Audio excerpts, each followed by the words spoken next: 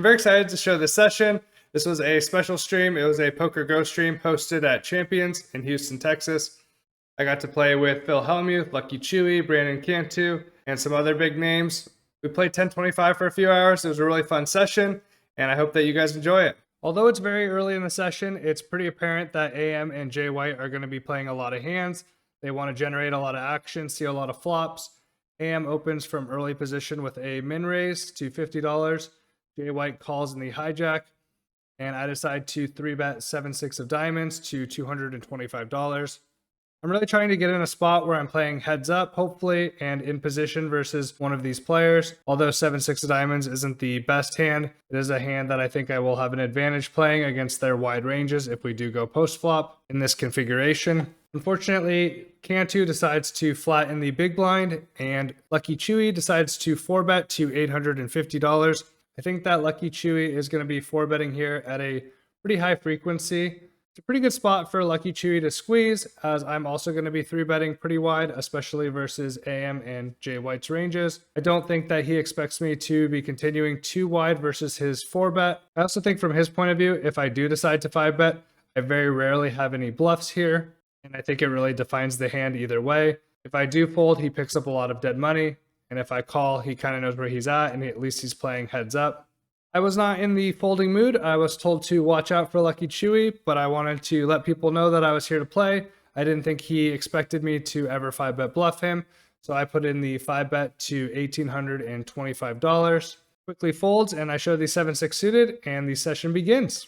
In this hand, Cantu limps under the gun. AM raises it to $135 from the cutoff. Jay White makes the call on the button, and I wake up with a real hand this time in the small blind, and I look down at pocket kings. I bump it up to $650. Cantu makes the fold with the queen 10 suited. It gets back around to AM. He thinks for a little bit. I think he's considering 4-bet shoving here, but ultimately he does make the call, and Jay White makes the call behind. We go 3 ways to the flop with the pot at $2,010. The flop is the 6 of hearts, 4 of clubs, 4 of hearts. I think this is a board that I'm going to be continuing at a very high frequency, even though my opponents have somewhat wider ranges. I don't expect them to be quite as wide when they call a 3-bet. I also don't expect them to be connecting with this board at a super high frequency, but I think I am trying to get all the money in versus a sticky ace high, a heart draw, or all of their overpairs. I continue here for $900, and unfortunately AM makes the fold, followed by Jay White folding his jack high. Not the ideal scenario for me, but I lose my nit button as we have just started the nit game, and I have no problem just taking down this pot. There's a $50 straddle this hand. Jay White limps from early position. I look down at ace of hearts, jack of spades in the hijack. I make it $200. Cantu makes the call in the small blind, incentivized to continue when he still has the nip button. We go 3 ways to the flop with the pot at $685, and the flop is all spades with the 4 of spades, 10 of spades, queen of spades, giving me the jack high flush draw, a gut shot to go along with my overcard. I continue for a small size here, as I don't think I need to go too large on these monotone boards, and I continue for $225. I expect them to probably continue slightly wider with the nit buttons though, but I'm in position and I have a hand that has a ton of equity. Jay White makes the call, and we go to the turn with the pot at $1,135. The turn is the 6 of clubs.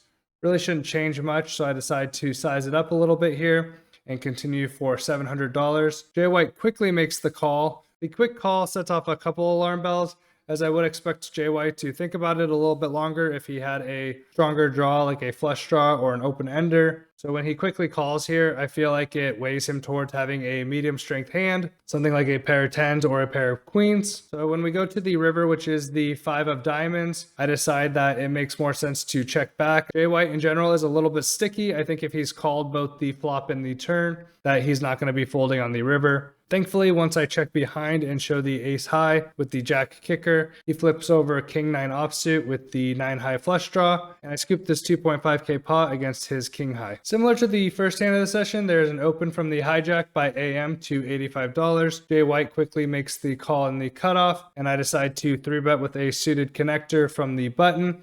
this time with 8-7 of spades. I bump it up to $350, trying to isolate versus these wide ranges. Essentially at this point, I'm treating AM and J White's raises here as a limp, as they're playing any two cards, and I'm going to be raising here as a 3-bet with most of my range that I would play in this spot versus a limp. Unfortunately for me, Phil Helmuth decides to 4-bet to $900 from the small blind. I think that Phil Helmuth is going to be quite a bit tighter than Chewy in this spot, although it is very similar from the first hand, and he does have a nip button. I don't want to be 5-betting these hands at too high of a frequency, so I elect to make the call. I think it's perfectly fine to fold here as well, but I think the price that Phil Helmuth gave me pre-flop when I'm on the button is more than reasonable for me to continue here. We go to the flop with $2,000 in the pot, and the flop is the ace of spades, ace of hearts, queen of spades, giving me the 8-high flush draw. Phil checks, and I decide to check behind. I think a lot of my range is going to be checking here, some of my weaker pairs, although some of them will be betting for protection, but I think that getting to see a free turn card is not necessarily a bad thing. And I definitely want to be playing some of my flush draws like this. I do think that Phil likes to trap people a lot in general as well. And with the stack to pot ratio, I just wanted to see a free turn card. We go to the turn, which is the king of hearts. And this time Phil decides to continue for $700. Given that price, I think I do want to continue here with my 8-7 of spades. I think if he does have an ace, I have very good implied odds, especially when I check back the flush draw on the flop. Unfortunately, the river is the queen of clubs, so my flush does not complete. Phil decides to lead out here on river for $1,400. I don't think I really have too many choices here with the stack to pot ratio. I think it's a very easy fold. Thankfully, he didn't check to me. I told him that if he checked to me, I would have blasted off with the 8-high. Whether that's true or not, I think it can kind of go either way. It's kind of a weird spot because for the most part, I'm really just pushing him off of a lot of chops there, as a lot of his weaker pocket pairs get counterfeited, and we're both playing ace, ace, king, queen, queen. If he ever has a queen or an ace, I think he's always calling. So ultimately, it only makes sense to bluff with 8-high there if I think he can fold a king X combo, which he probably doesn't. In this hand, J White opens up to $50 on the cutoff. I 3-bet with ace-king offsuit from the button. Both Carlos and Cantu call in the blinds, and we go 4 ways to the flop with the pot at $805. The flop is the ace of clubs, king of spades, 6 of clubs, giving me top 2 pair. My opponent's check to me, and I think it doesn't make a lot of sense to use a large sizing here. Although it looks like there's a lot of draws, I block a lot of the continuing range with my top 2 pair and the king of clubs. And I think multi-way, a small bet accomplishes a lot here. So I continue for $275. Carlos and Cantu make the folds, and J White continues with a call. We go heads up to the turn with the pot at $1,355, and the turn is the 7 of spades. Pretty interesting turn card. I do think that it is a turn card that doesn't interact too often with J White's range, but it is definitely a card that brings in a lot of additional flush and straight draws. J White's often going to pick up a combo draw here. I think it is a turn card that I want to barrel with massive sizes very frequently. I want to apply a lot of pressure on J White's 1-pair holdings, which are mostly going to be top pair. And if he has picked up additional equity, I want him to pay as well. He's been relatively sticky, so I do expect him to be slightly wider than some players here and call a little bit more frequently. If he has a hand like queen jack or queen 10, I'm not sure he's going to be calling every time anyways. But I really want to maximize my profit versus his top pair combos, and I think he's often going to call with the king X combos as well. I continue for $1,700, and to my surprise, he decides to go all in for his remaining $5,380. I double check my cards just to make sure, but quickly make the call. Unfortunately for him, he gets absolutely coolered on this turn card, as he has the king 7 offsuit and has turned 2 pair. The river is the queen of hearts, and I scoop this 12K pot. In this hand, AM opens up on the button with 10 deuce offsuit to $80. We are playing the Doyle, so everyone that wins with the 10 deuce offsuit receives a bonus from each player. J White calls in the small blind, and if you haven't noticed at this point, I've decided to 3-bet pretty wide here. This time with the ace-5 offsuit to $400 from the big blind. AM makes the fold, and J White continues. We go heads up to the flop with the pot at $905. The flop is the 6 of hearts, king of clubs, 2 of diamonds. Overall, a board that I am going to be c-betting a lot, but J White has been particularly sticky here, and I think that my ace-high has some showdown value, so I'm just going to check behind. Thankfully, the turn is the ace of clubs, often giving me the best hand. He once again checks to me. I decide to continue here for $550 as I'm trying to gain value from a lot of his weaker pairs, and a ton of draws have just come in. He makes the call, and we see a river, which is the 9 of diamonds. I'm pretty positive I have the best hand here. I'm going to be betting very large in general here with all of my missed draws versus most opponents. Probably a little bit less so versus him in particular, but I think my top pair is often going to be good here. I expect him to be betting on the turn with a lot of his ace-x combos, so I'm really just trying to maximize value if he does have a weaker ace, or more likely a weaker pair like a king-x combo or a pocket pair, possibly a 6x combo. I go large here and bet 1500 into the pot. Jay White get away, acting like he can. Got an ace? Definitely. No, I know you do. Well, And this is so bad, I shouldn't be even trying to call it. he sees the flush draws that miss. The sizing is large. And he hates to fold in general. You know, the problem is, I mean, can you show me one? Can you show me one? You just flip up one for fun? How about this? If you call, I will show you both of them. Wow, what an offer. That's such a friendship game. Oh, goodness gracious. This is so bad. I should never be calling you on this. Oh, this is horrible. Knows you should fold. All right, let's do it. And Have an calls. ace. I knew it. I get a little bit lucky turning the pair of aces versus Jay White's flopped top pair, but I'm able to maximize the profit in this hand with my large bet sizes and my immaculate speech play. We have a $50 straddle, and Victoria opens this one up from under the gun to $150. Both AM and Jay White make the call. I look down at King Queen offsuit on the button, and I decide to 3-bet to $750. It folds to Chewy, and he makes a 4-bet to $1,900. I'm in position and getting a relatively good price, but I should be folding this hand at a pretty high frequency versus a cold 4-bet, so I decide to call. We go heads up to the flop with the pot at $4,290, and the flop is the king of spades, ace of diamonds, king of diamonds, giving me trips. I think this is a board that Chewy is going to be range betting for a small size, but it does surprise me a little bit when he down bets all the way to $350, less than 10% pot. Definitely can raise this bet, but I think that I want him to be barreling with all of his bluffs. If he has an ace, I think he will continue to barrel as well. He could also possibly have a weaker King X combo. I don't think I accomplished too much by raising, except for possibly getting called by a weaker Ace X combo that chooses not to barrel. The turn is very interesting as it is the Ace of Spades, double pairing the board. Chewy decides to check, which I do think he is going to do with a lot of his range. His range is mostly going to be made up of Ace X combos and hands that have been counterfeited. I don't think barreling accomplishes too much from his perspective, as I'm only really going to be calling with Ace X combos that he would often chop with if he has value, or King X combos. My range also heavily consists of those weaker pocket pairs and suited connectors that he's very unlikely to be 4-betting. And now that I have no showdown value whatsoever, I'm going to be turning them into a bluff. The action is on me, and I think the standard would definitely be to check back here, but I think it's kind of an interesting spot, as I do think that Chewy is a very strong player, and he's more than capable of calling with queen high and jack high here. But I think I can get some value from my hand. My specific combo doesn't necessarily make too much sense though, as I do have the queen X blocker. I also think by betting here, I prevent him from betting the river. So yes, I probably lose out a little bit on some of his bluffs, but I also prevent him from making a very massive river bet in a situation where I'm honestly a little bit uncomfortable and not sure what I should be doing, as I do think that he is one of the players that is very capable of bluffing the river. Regardless, it works out very well as he does call with the pocket queens, so essentially queen high here. We go to the river, and I don't think there's too much merit in betting here. I don't know if he's going to be calling twice with something like pocket queens or pocket jacks, and that makes up such a small portion of his overall range. I don't think I really want to value own myself against a ace-x combo, but I think I have a pretty easy check back. In this hand, we have a limp by Carlos, followed by an over limp from Cantu and Duke. Jay White opens it to $100 from the big blind,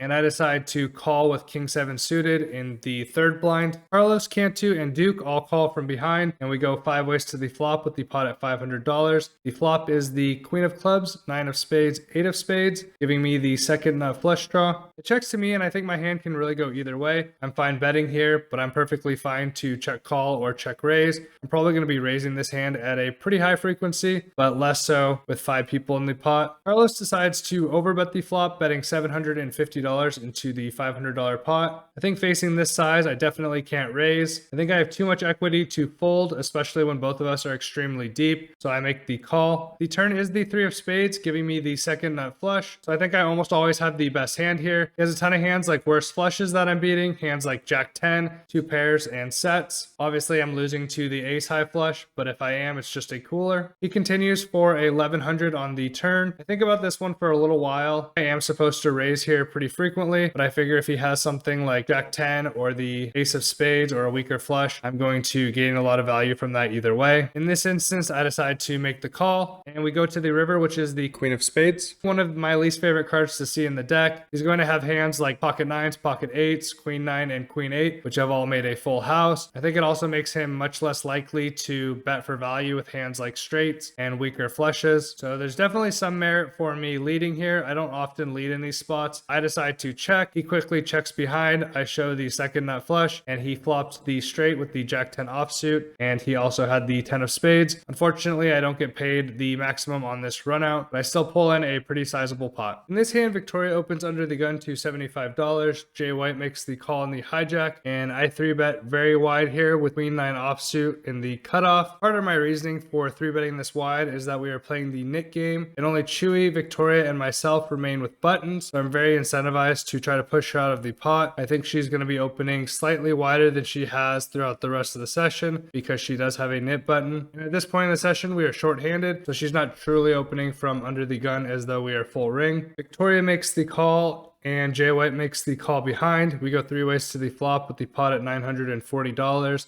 The flop is the 9 of clubs, 5 of spades, 7 of spades, giving me top pair. Checks around to me, and I continue for a small size of $300. I think I gain value from a lot of flush draws, straight draws, weaker pairs here, and I also want to gain a little bit of denial with my hand. Victoria thinks for a little bit, and she raises to $1,200. I'm very uncomfortable at this point. She's played relatively snug throughout the session, although she has been starting to get a little bit out of line as the session has progressed. There's a ton of draws on the flop. I think that in theory, my hand is perfectly reasonable to call, but in hindsight, I do wish I made the fold, as she does have pocket 7s and pocket 5s, and possibly an overpair that's raising here. Regardless, I do make the call, essentially planning on folding on any horrible turns. This doesn't quite work out, as the turn is the queen of clubs, bringing in additional equity to a lot of draws and giving me top 2 pair. Victoria shoves all in, and I think I have a pretty easy call at this point. I am beating a lot of her value, something like overpair. She could have possibly had a worse 2 pair than me. If she does have a draw, way ahead. Time she does have pocket 7s, and I'm drawing almost dead.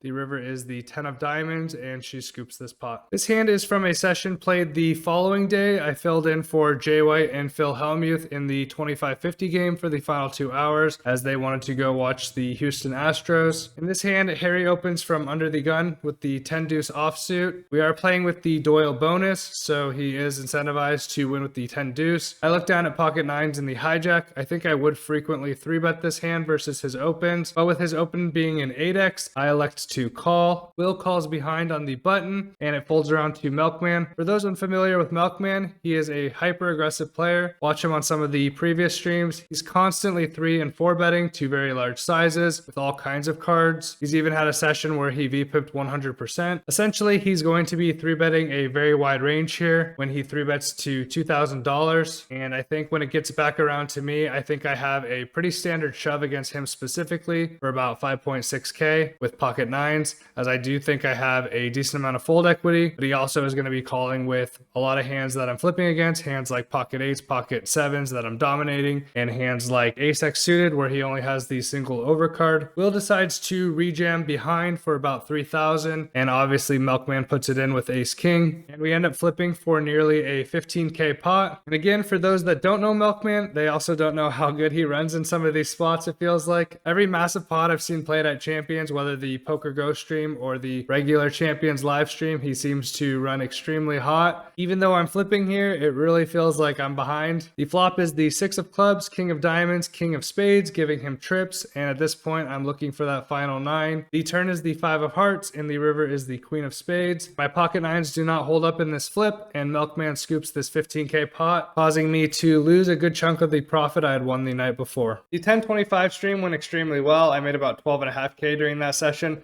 Unfortunately, I lost about 6.5 the session I filled in the next day. Overall, I had an absolute blast playing with Phil Helmuth, Lucky Chewy, and those guys on stream, as well as Jeff Platt and Brent Hanks off stream. I look forward to these guys coming down to Champions and playing again. It sounds like it's going to be a pretty regular thing.